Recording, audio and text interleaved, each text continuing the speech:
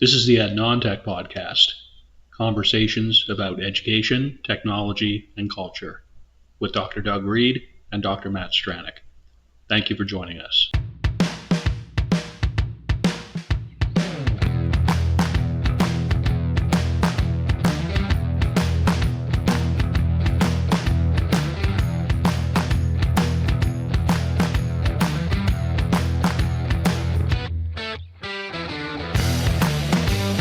My name is Dr. Doug Reed, and I am located in Abagway, the traditional and unceded territory of the Mi'kmaq people. My name is Dr. Matthew Stranick, and I am located in Menakwisk in St. John, New Brunswick, which is situated on the traditional and unceded territory of the Wolastoqiyik Maliseet people.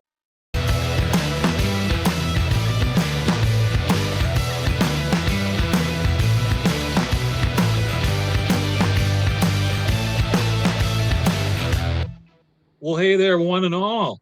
Welcome to the latest EdNonTech podcast episode. We're into episode 86 at this point. It blows my mind to think of it that way, but here we are. It's Dr. Doug Reed here, as always. I am Matt Stranick, and we're delighted that you're spending some time with us today. Doug, I understand you're feeling a little bit under the weather, and that actually has some bearing on today's topic. First of all, I hope you're feeling better soon. Why don't you tell us a bit about it, my friend? Sure. I am having the wonderful run of luck that every bug and germ that's going through, I'm catching. It's a meme came through one of my social media feeds where it says, "You never appreciate when your nose isn't running until your nose is running." And I was like, yeah, that's where I'm at. That's where I'm at. And that led me down to the topic of, I was going to talk about illness in education. And then in my explorations, presenteeism is the word that popped up. And that's the rabbit hole I went down. And that's what we're going to talk about today. And I was like, yeah, I'm in the right mood and the right mindset to talk about presenteeism. Well, I think, first of all, a very timely topic in as much as we are shifting now. We're in the final month of autumn, right? We're into the month where we're just a couple of weeks away from, in fact, the winter starts November 21st, right? So that's a factor. December 21st? No, I'm so December wrong. 21. Well, we're it already may halfway as through, well. We're well on the way. I won't let it detract from the wider point. We are well on the way. And I appreciate your comments to the effect that you don't know or you don't properly appreciate when you don't have a runny nose. One of the books that I'm into lately is The Heart of the Buddha's Teaching by Thich Nhat Hanh. And in his discussions, he refers to a lot of discussion about non-being, about appreciating the lack of concept. And very often we don't appreciate simply not having certain ailments, certain afflictions. And I feel like what you just mentioned there resonates for a lot of us, as well as the fact that we are getting into the colder, darker times of year. I am at this point unemployed, so I'm not in a position where I'm going into a workplace where various germs have been known to circulate, but I can certainly relate to this. And my kids have spent time in public schools. All kinds of stuff goes around with children a lot of the time with these things. So I think absolutely this is a great time to explore this topic, my friend. Yeah. Thanks for that. I appreciate that a lot. So I have an article that came out of Finland. Ervasti, Kivimäki, Puusneko, Lupois, Pente, Sumini, and Virtanen And it talks about student school satisfaction as a predictor of teacher sickness absence. Because I was a K-12 teacher, and it used to drive me bonkers when my colleagues came to work sick. It really annoyed me because I would inevitably catch it. And it's like, yeah, thanks. Now I have it. Why are you spreading that around? And so this first article from 2012 really resonated with me because they talk about problems in the school environment as indicated by poor indoor air quality, as well as pupil school satisfaction and bullying are associated with increased risks of short-term sick leaves among teachers. And it's like, yeah, how many schools have good air quality? I know the retrofitted ones I taught in didn't. And literally, I'm in an office right now where I have 2 jackets, 2 sweaters, right, a vest, and a blanket that I use when I'm in my office because the HVAC system is just lovely, just lovely. So it's why are we're looking at factors of why teacher takes sick leave, and it's like, yeah, there you go. Right? It's if I'm getting sick all the time, I'm taking it. And I'm still not feeling better, I'm taking more.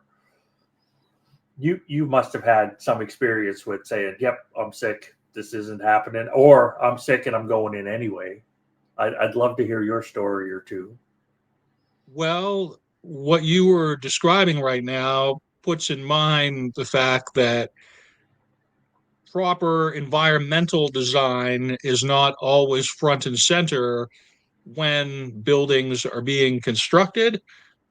That, I think, is more of a recent thought in our public consciousness, and it tends to be secondary to a budget line where perhaps going with the less built or less designed approach for these buildings is something that is more cost effective. From just that quote that you mentioned, the notion that these effects on educators trickle down to the students and therefore compromises the quality of education, I really hadn't thought of it in those terms, to be honest with you. And I suppose this is something that I'm glad that we have a chance to talk about here today, Doug. And I regret your being unwell has perhaps brought this to us, but I am grateful to be able to speak to it today. So, really, I don't think I have much more on it as an opening gambit, anyway, than that. I don't like the invisible budget line stuff. It's like, yes, the school was built by whatever bid came in that was cheapest or whatever. I know that is a component, but the long-term budget line of teacher illness and then the dip in quality of the student education, that is a long tail of impacts based on the invisible budget line. And we don't seem to measure that. That doesn't get measured, so it doesn't count. And we've had talks about assessment in education before, and I'm sure we'll have more again. But it just drives me nuts. It's like, how come that doesn't get measured? How come that doesn't count? Physical well-being is a crucial aspect of learning. It's a crucial aspect of mental and emotional well-being. And certainly classrooms and schools are not built for physical comfort. And you could even make the case that very often they're not even healthy buildings as we would envision it, per se. So I think you're absolutely right on point there, bud. Thanks. I do appreciate that because some stuff, those things that just bug you. I'm glad we have this podcast where you let me present the things that just bug me because this is on the list. And since we're the Ed Non-Tech podcast, technology is making it worse, and we're going to get there. we're absolutely going to get to how technology makes it worse. The second article that I have is from the year 2000. Aronson, Gustafson, and Dahlner, Sick But Yet at Work, a study of sickness presenteeism. And this was the article I found that first talked about that whole concept. In the education sector, 46% of educators show up sick regularly. It's like, so what is going on? Half of us are showing up sick regularly. It drives me bonkers. But one of those things. And well, I think first of all, part of the mandate of the show is to explore our personal areas of concern. And to that end, in as much as you're the person who drives the topics, I am more than happy to speak to my concerns through the topics that you would tend to choose. For instance, I had never even heard the term presenteeism as such. I had to Google it when I was getting the notes on the WordPress ready. And I was like, wow, this is actually something that we could have spoken about at any point over the past 3+ years that we've been doing this, and it would have been pertinent. I also, folks, you do want to check the notes because there's an excellent graphic, the key points graphic that you've included here. I assume that goes with the Aronson et al. Article, Doug, with these yes, bullet points.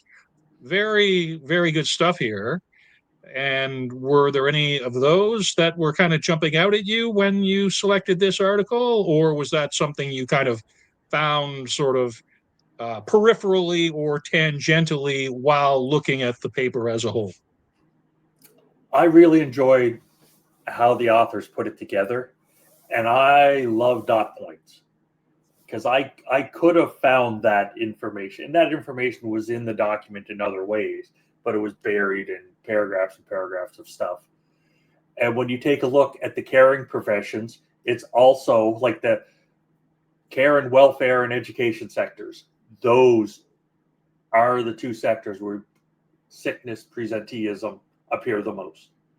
So we're so concerned with caring for others, we're not caring for ourselves enough, in my humble opinion.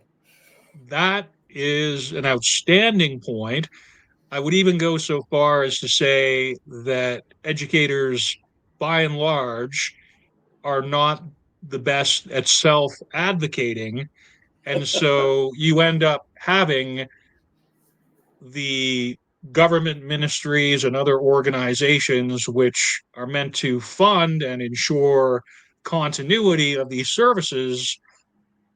It's almost like we're considered easy marks to be sort of taken advantage of, I suppose, in a bit, that we do put others largely ahead of us.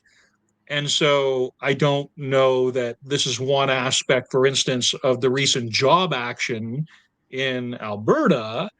I did hear, since we've been talking about this for the past few weeks anyway, as long as it's been going Yeah. on, they have been mandated back to work by the government. So the strike has officially been ended by an act of government. And I assume that is in advance of finding mediation. I don't Nope. know, Doug, Nope. you know a lot of Alberta teachers on your social media and in other ways. Do you have any updates you can speak to about that whole situation? Sure. What the government did is they brought in the notwithstanding clause, which says we don't care about the Constitution. We're going to do this anyway. So they mandated them back to work, and then they threatened to fine them $500 a day, every teacher, every day they didn't show up. So now we have teachers that are forced back to work. They're not allowed to strike for at least 3 years, and nothing else has been changed. And if they don't show up, they've been threatened with $500 worth of fines. So you tell me, we've got people that have been on strike for weeks. Now, if I'm sick and I don't show up, I'm getting fined $500. What do you think that's doing to education in Alberta? Right? It's like, yeah, I have to show up or they're taking money out of my bank account. And I'm sick. We have a collective bargaining thing that says I'm allowed to have sick days, because every other part of the country and every other industry gets to have sick days. But teachers in Alberta now are facing, can I afford to stay home and be penalized $500 a day that I'm home? And then now there's a fight going on where the government has started to go after the doctors again, because I know that there are some doctors that have said, nope, you're unwell, stay home. And they're writing the doctor's notes. And now the government's saying, oh, the healthcare's trying to screw us over. Healthcare doesn't care about students and kids and all this garbage. So it's a mess. It is an ugly, ugly mess. When the Teamsters get involved and say, hey, let's have a general strike, that tells you the point that it's at, when they're saying, yeah, you can't take our right to strike away from us. So it's really messy, and it's a key component of this presenteeism. So teachers are showing up because they have to, and it's a disaster. I feel so bad for the students and the teachers and the families and everybody, basically, but the ideologue government that's doing this. Part of me was thinking, as you described that, people get the governments they deserve, but with education, you have people who are not of the age to vote. You have vulnerable people and the caretakers of those people who are being steamrolled by this. Yes. And whatever you can say about the political culture of Alberta historically and in the present, I don't think anybody deserves what's happening in this context. So thanks for the update. I think I certainly was not aware of the full extent of the situation previous to what you just described. Yeah, it's ugly. I have a cousin that has been working in a school for years, and all of a sudden they're going to go do a master's and get a job in another field, because it is not looking good for the future. And it's like, okay, so that's what we're doing. We're taking our best and brightest and saying, yeah, bug off, go someplace else, because this is a disaster with the way people are getting treated. A sickness of the political culture, as it were, to use a metaphor, impacting tangibly the future prospects of the profession, and by extension, the future of, if you want to look at it in those terms, the labor market, the wider economy, the knowledge sector generally, everything that happens out there in the larger world, so to speak, has its germination, to use a term, in K to 12 and among the future workforce, which my 16-year-old is literally now looking into his final year of high school.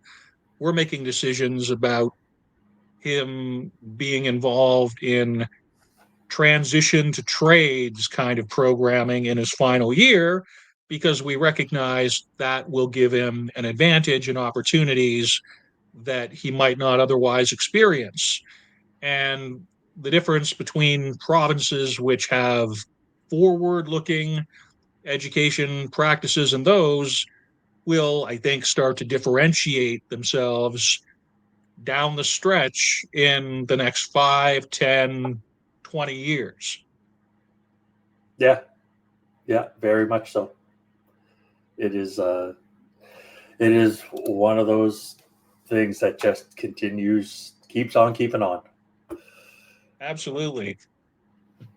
So to get back to presenteeism just a little bit with Please. the Aronson et al. Article, one of the things they talk about is high proportions of persons with upper back, neck pain, and fatigue, slightly depressed, are among those with the high sickness presenteeism.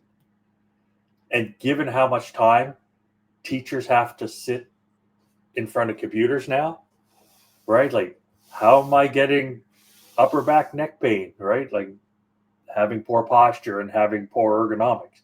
Because is ergonomics a thing in K to 12, right? It's like, and when you take a look at fatigue, I found this great explanation about a year ago. This guy said, "Yeah, I was a construction worker for a decade," and he goes, "I wanted to do something different, so I went back and I'm getting my BED." And he said, "I could lay concrete for 8 or 9 hours a day and then go home and do stuff." He goes, "I go in and I practice teach with students for 6 hours." And he goes, "I come home and all I can do is stare at the wall. I am so tired." And it's like, yeah, because it's not physical fatigue, it's mental fatigue. And that also doesn't get measured. But I know that guy went back and kept doing his practicum. He showed up every day and student taught, just exhausted and wiped out. So it's one of those things. I think you've raised a significant point with that anecdote that not all forms of illness manifest with physical symptoms that are easily recognized. Fatigue, depression, other kinds of ailments that are very real have the capability of manifesting due to the way that contemporary educational environments are set up, and therefore you feel like, just suck it up, I'm going to keep showing up. And probably there's a connection there to attrition, burnout, people who are only in the field for 5 years or less before moving on to something perhaps less challenging emotionally, mentally, physically, perhaps like laying concrete or what have you. Yeah. Another thing that this article brings up is they talk about being hard to replace is related to sickness, presenteeism. Teachers are hard to replace. Like, I have taught some tough classes. I was in some tough schools, taught some tough classes, and literally I've had the principal say, "We can't find a sub for your class. Nobody will come in." And I'm like, that sounds like a you problem. Right? If I'm sick, I'm staying home. And of course, that wasn't always the case. That was just with a previous administrator that I had dealt with. But it was, when I got sick, it took me 5 hours to write lesson plans. So I'm sick, and instead of just staying home, I'm up till 2 or 3 in the morning trying to write lesson plans for the person that's going to replace me for the day. And it's like, instead, why don't I just go in for 6 and be sick? It was just easier to show up sick than it was to write the plans. And it's like, that. And this is where crazy. A day of multimedia presentations, for instance, I remember in K to 12 when the teacher would wheel in the TV and the VCR yep. on the cart, and you just knew, okay, the next hour and a half is going to be sitting here and watching a screen. And sometimes the teacher would just be with their head on the desk. That may be somewhat of a composite or a kind of composed anecdote, but I think it's got a ring of truth to it. Yeah, because sometimes they're in survival mode. Yes. I got to get through this. What am I doing? Or media presentation, multimedia presentation for the win. Yes, here's the film strip projector. Yes, wheeled precisely. on that card, and you only saw it on special occasions like And it Halloween also or minimizes sick days. class management. It minimizes Yeah, admin. It minimizes lesson planning. It's really an assist that a lot of teachers, I think, would not be without, quite frankly. yeah, yeah. Another thing Aronson talked about along this exact same line is in the group of compulsory school teachers, like those people that have to be, the risk of presenteeism was quadruple what other teachers were. So there's a subset of teachers that have it even worse, and it's just wow. Especially the one that teaches the young kids, the one where school is about the student, not about the content so much. It's just crazy. It's not even a flaw in the system. It's a feature. That's on purpose. And it's like, how do we address this? Because right now we're really not. We're putting lipstick on a pig. That's all we're doing. We are not addressing this issue. High levels of unsustainability, endemic lack of planning, endemic planning to fail, as it Yeah. were. Can you imagine in other industries or other disciplines if half of the people that are qualified to work in your profession say, no way, I'm out? Right? Can you imagine if 50% of the nurses said we're done, or 50% of the medical doctors said we're done, or 50% of the engineers said we're done? No, that doesn't exist. But in education, it's like, yeah, okay, that's the way it is. It's like there It's is a something systemic where problem. education as a sector hasn't done an awesome job of looking out for itself. And it's also something where people tend to treat it as a highly political kind of element, right? Where resources can shift dramatically between governments that are in the midst of election cycles and the like. And there is the fact that it's, in a lot of cases, regarded as childcare, as Yes. paid childcare, as much as it is about preparation of a workforce or socializing kids or making better citizens or anything else. So there's just a wide variety of factors at play, which really tend to disempower educators relative, as you say, to other fields. And this is global. This is a global thing because the first article was from Finland, and they are renowned for having an amazing education system, and it fits so well in their society. So it's not just a Canada thing or a North American thing or a Commonwealth thing. It is a global situation that we're And dealing with. I think you're absolutely right. And if I'm not mistaken, that may be a good segue into Johansson from Yes. 2015, which I see sick and still at school, an empirical study of sickness presence among students in Norwegian secondary school. Yeah.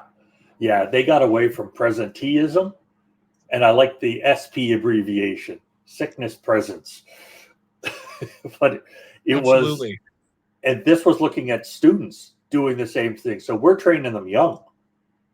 They're being trained young to show up sick. And when you take a look at the numbers, it's like 25% of lower secondary school, which is elementary school here in Canada. Yeah, they're going to school sick regardless. They're not staying home. So what's that say about our culture and society? Right? Is that nobody can stay home with them? If a kid is 6 or 7 or 8 years old, right, they can't stay home by themselves all day. So the way society has gone, it's like, yep, you're going to school anyway. And even in like upper secondary school, like high schools, it's still 1 in 3, 33% of people are showing up sick. And then why are we surprised that so many people are showing up sick for work later, right? It's this crazy cultural situation. I would love to see a longitudinal study that goes back to the 1950s, back before so many women were in the workforce, where salaries were enough and people were paid well enough that one person in the family would work, as opposed to now it's been watered down so much that both people have to work and both people have to have a side hustle. To see what the tracking was back then, but I don't know if those numbers exist. But I'm a history nerd. I love that stuff. So Love a good longitudinal study. yeah, Absolutely. I appreciate here your inclusion of this, in as much as I think you're absolutely right that the youth are being inculcated with this show up because it's your duty to, and damn the torpedoes kind of mentality. If you really care about what you're doing, you're going to not let anything short of being run over by a bus keep you from your spot. It's yeah, absolutely out of sync with our the way our bodies work, the way a healthy human organism is meant to be, and it kind of reinforces this notion that you are all about your public function, you are all about the role that you play at work or school, first and foremost, and everything that makes you human, everything that makes you a person is there to support that public edifice, which is associated with a role within a consumer based economy. yeah. Unfortunately, yeah, that's where we're kind of at, because we don't have measurement. We don't have the measurements in place to say, what are we doing? It's it's you're showing up sick and you're not doing as well. When I'm sick, I don't learn well. I guarantee that's the case. When I'm sick, I don't do my job as well. When I'm sick, I'm not interested and engaged. I'm just trying to get through. And so we've got a system set up that we claim is to help students learn, but they're just trying to get through. So what can we do to change that? There's got to be a system, and technology is not the silver bullet that's going to help us, or at least not the way it's being used right now.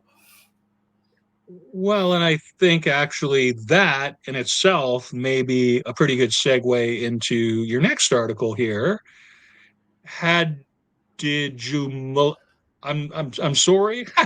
Hajisalumo, Mitasaki, and Gary. I'm gonna leave it at that. For Yeah. 2022, I was wondering when and how the COVID-19 pandemic, sorry, would come into this conversation. And I think the discussion explicitly of technology and how it relates to presenteeism, that is a good segue into this article. Oh yeah. And this was the most tech heavy article that I've shared, Okay. because they came up with a new term, the phenomenon of virtual presenteeism. People work from home during COVID, and yep, if there was a meeting, there they were on. And how many people looked at each other on those little screens, and all you can see is behind you. Like, I curate what's behind me on the podcast. I know you curate it because you actually put pictures there. But if I were to turn my camera 90 degrees, you would get a very different sense of the environment that I'm in. And a lot of people did that with COVID.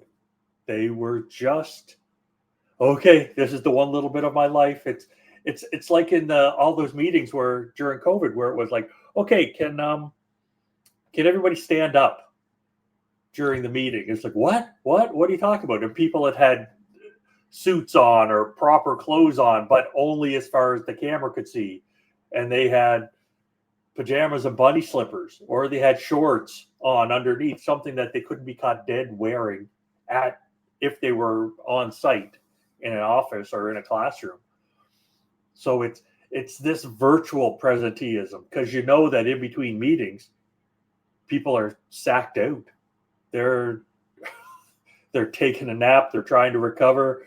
They've got their little mug of neocitrin or whatever, just trying to, or tea with lemon in it, just trying to get better. So it was the whole concept of how the work from home and virtual presenteeism was supported by the ed tech and the way we're using it. And if you take a look, they go further into the article, the authors, and talk about precarity and job insecurity in the sector. And that has been a design feature since the 1960s in post-secondary. They've done that on purpose, right? You could get, the more insecure you make a job, the harder people will work and the more time they'll put in, and you can pay them less, right? Like that is just a feature that they've done it on purpose. And I think it's a disaster because I actually care about people, but that's just my humble opinion. So now you have all these educators that have to do research, and they're just use the technology. When we were at TRU, when we had that day, whatever it was, that day in March, when everything shut down in 2020, all of a sudden people said, okay, I'm just going to deliver my lectures virtually. And then there was a gazillion profs trying to do hour-and-a-half lectures. The servers didn't work that way. The infrastructure was not in place. I remember it wasn't even my job, but I put my hand up and said, yeah, I could be a support person, right? If anybody has a question, they can give me a shout and I'll walk them through how to do these things. It had nothing to do at all with my job. But it was like, how can I help? These people are not prepared. And while I stuck my hand up to volunteer to help, these people were stressed right out. And I'm positive that stress did not make them better educators. It did not improve the education that happened, because I know students that were like, the heck with this, I'm going to go do something else. School isn't for me if this is what school is. So having the technology there did not help. I know we were both at TRU during the pandemic shutdown, but you must have I had a very unique experience within that, in as much as I was assigned within the technology support component, but I was actually sidelined because of an altercation with the director of the support unit. I was actually taken out of the rotation and given completely tangential, peripheral, non-essential kind of work, because the director and myself were not able to get along anymore. And I'm not going to discuss the whys and wherefores, but I can tell you that it's the leader's job to mobilize resources.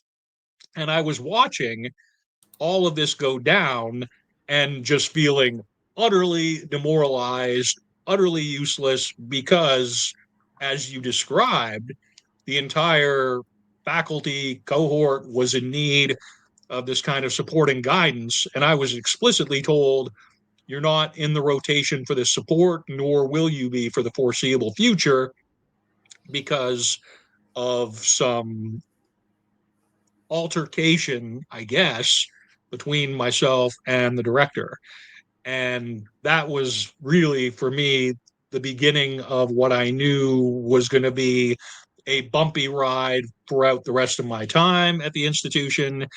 And so when the time came for my time to be over, I was disappointed but not surprised, because that moment really crystallized a lot of issues that have been going on between myself and the leadership and administrator element in particular at the institution. And for longtime listeners, they've heard us talk about the difference between leaders and bosses. Yep. And that is a prime example of a boss, not a leader. And these are things that we have spoken to in the past.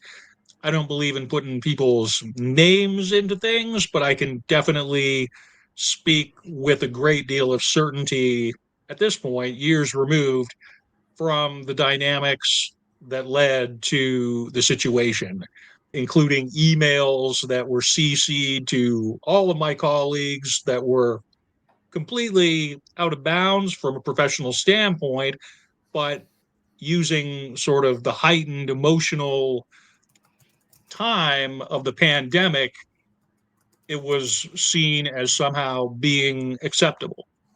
And in as much as people through that period suffered from being demoralized and having depression or other kinds of issues relative to being able to perform their roles in what was essentially a new context, a virtual delivery. It was something that I experienced firsthand. And so I have a great deal of sympathy for those who were affected in such manner, because I was definitely among them. Yeah. Sorry, I wasn't trying to bring up past. No, it's past good. It's a therapy, great but example. It's absolutely on point, and I'm happy to speak to it in pretty general terms.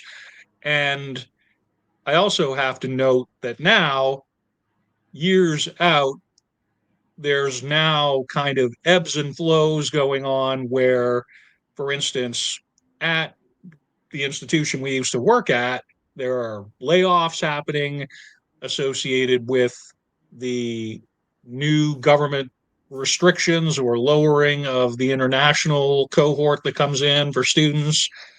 And I take no joy from that, but you sort of see things that have happened in the past within a wider historical context, and you go, okay, leadership is meant to have a steady hand and ideally is going to, talking about server space and the like, have a being able to foresee certain things and plan for them in advance. And an ounce of prevention is worth a pound of cure, quite frankly, when it comes to educational planning and leadership generally. yeah, and the culture that they create. Exactly. Well, that culture is so important when it comes to presenteeism. It's 100%.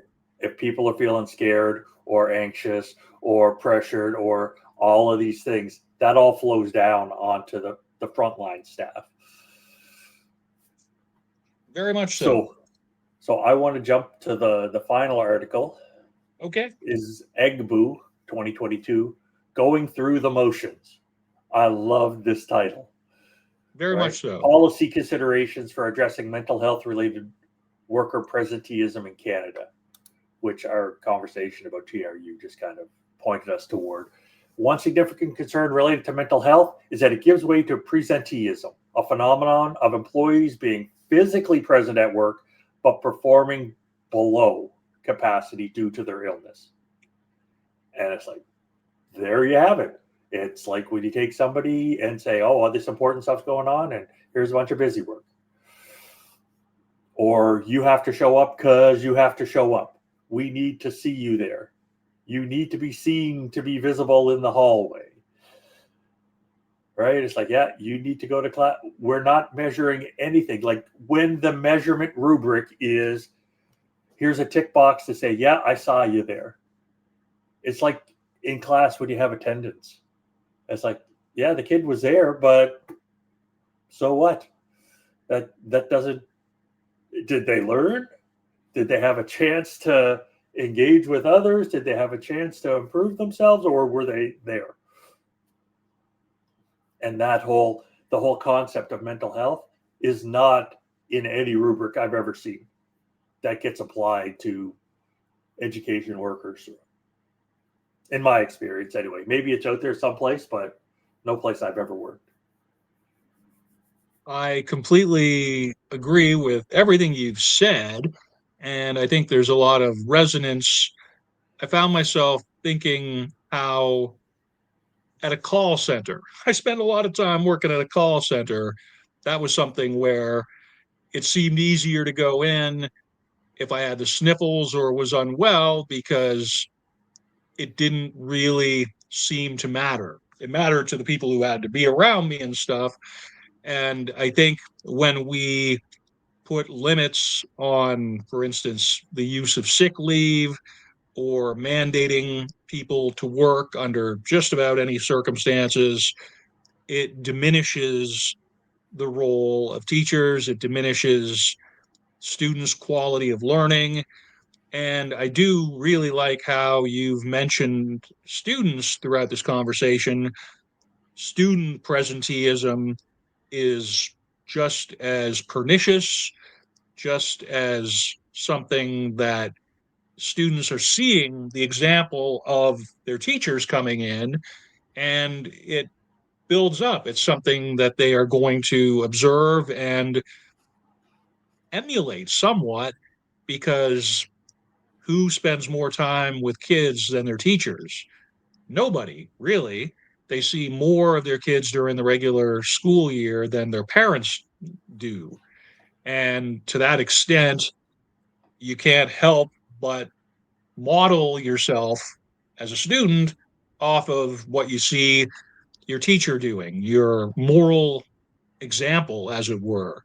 And that whole effective domain of education, if it's being undervalued or being kind of steamrolled over by various interests, it has a tangible effect on how students are going to carry themselves during those very formative years as they're shifting into being an adulthood and into how they will then present themselves within a work culture or more generally in public society as they grow older.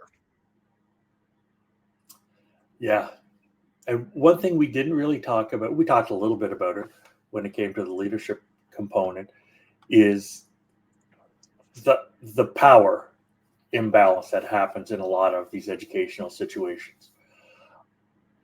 One of the school districts, I worked for a couple of school districts. One of the school districts I worked at, there was somebody with a lot of power that was notorious for, if you're not here, you're not getting paid, and would come up with ways to try to just hold on to the paycheck. It was back in the day when the paycheck was physically printed. It wasn't just put into your account. So I'm dating myself, and I'm not sure if this is 100% true, but from my experiences, I believe it. This guy showed up. There was a teacher at another school who had cancer, who was dying, right? In the hospice care version of dealing with things, he showed up to the hospital and said, "You didn't show up, so you're not getting paid." And it was just, the doctors and nurses were shocked. Somebody had to restrain the husband because the husband was going to go over the bed and kill them. Right? And it's like, yeah, I would have. And I could have been on a jury and said, nope, I'm not convicting you for that.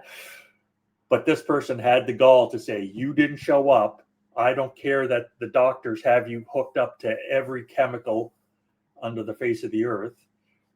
And it's like, yeah, you wonder where presenteeism comes from? It's like, this person's dying of cancer, and they died a couple of weeks later. And the money got stopped. It was like, this is no wonder people are showing up and people are scared for their jobs, because even when you're dying, it's not enough to say, hey, here you go. So, sorry, I don't mean to end that on a bummer. It's just, this drives me bonkers. And there's a lot of emotional truth to that anecdote, even if it isn't particularly factually so. It could well be factually so, but I think believe it is, but I wasn't there to witness it. Fair but enough. I believe it because I saw other stuff this person did. Anyway, sorry, I wasn't trying to cut you off. Oh, no, that's fine. I think I sort of curtailed onto you as you were trying to gracefully shift us out from going out on kind of a downer note.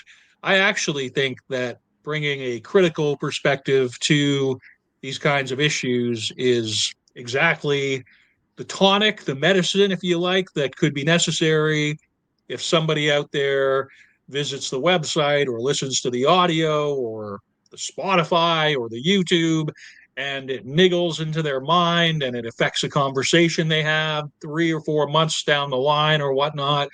This critical perspective is how change can hopefully be affected in some small way relative to the mandate of our show. So I think Yeah. anything that we're bringing up here is with a constructive spirit and not to be taken as a downer just for a downer's sake.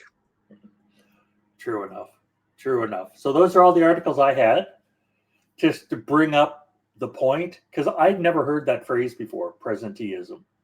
I thought Absolutely. I was going to talk about illness, and then when I got into the literature, presenteeism is the term. So one thing I love about this podcast is I get to dig in and learn new stuff every week. Every time I put an episode together, I'm learning new stuff, which is wonderful for me. Now, I have some images from my digital clutter, and there's one I'd love to talk about, and it's the oldest one that's in there, and it's a Dilbert cartoon from 1999. Gilbert. And in 1999, I found it funny for a completely different reason than I find it funny now. Because I was much younger, my hair was thicker, there's less gray, all that kind of stuff. And it's the evil HR director's talking to Wally, one of the one of the workers. It's like, you've taken sick days for unusual reasons. For example, one day you got sick because you accidentally imagined what it would like to be a fly. And today it's your hair, and Wally's mostly bald in the cartoon. It's like, I lathered and rinsed, but I don't remember repeating. And I just find that it's like, if you're going to take a sick day, that is a much better, it's better to take the sick day than to show up and be present and not be at your best or not be near your best. And his attitude is just so perfect for some of the foolishness that goes on in some places that I've previously worked. So I really Mental like health that is real. Yeah, definitely. It really is. It really, really is. So were there any there you wanted to talk about, or we just send people to the website and they can take a Well, look these at are them? all really great visuals. Folks, you can see there's a image from the Simpsons on here, partially. There's some e-cards, graphics here. I particularly like the first one that you have in the document where the students are sitting there and one of the students is saying, having windows open in school classrooms is good for ventilation during COVID. And then you see the other student saying, unfortunately, it doesn't help retain overworked and underpaid teachers wanting to leave the profession. And you see the teacher basically climbing out the window, and then somebody in the lower corner is going, nail those windows shut. I think that speaks very significantly to a lot of what we've talked about over the past hour. Yeah. Yeah, very much so. So there's a few more in there Sure. that people can go to analog-trope.ca/podcast and take a look at.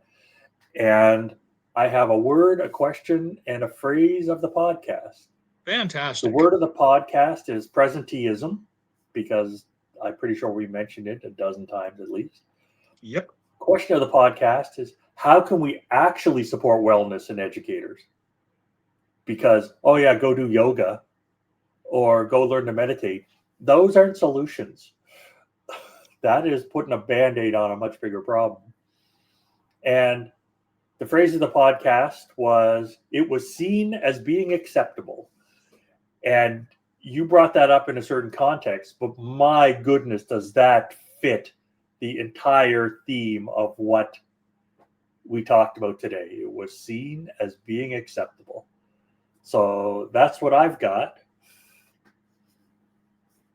And I'm wondering what your final thoughts are before we that run. is fantastic. Yeah, I don't know that I could do any better than that, Doug. I think we've had a pretty good, fulsome discussion here. And I believe that probably we could go further with this topic at points to be determined in the future, perhaps. Hopefully, it won't take another pandemic for us to address this or what have you. But honestly, I've enjoyed this conversation a lot, Doug. And I would probably say I'm very well satisfied. And I hope that you are starting to feel a bit better by the next time we have a chat, my friend. Oh, yeah. I'm going to go take some medication right now to stop this nose.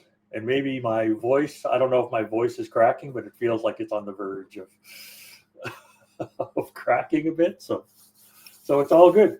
It's good. It really is. Take care, everybody. We appreciate you for being here, and bye for now. Bye-bye.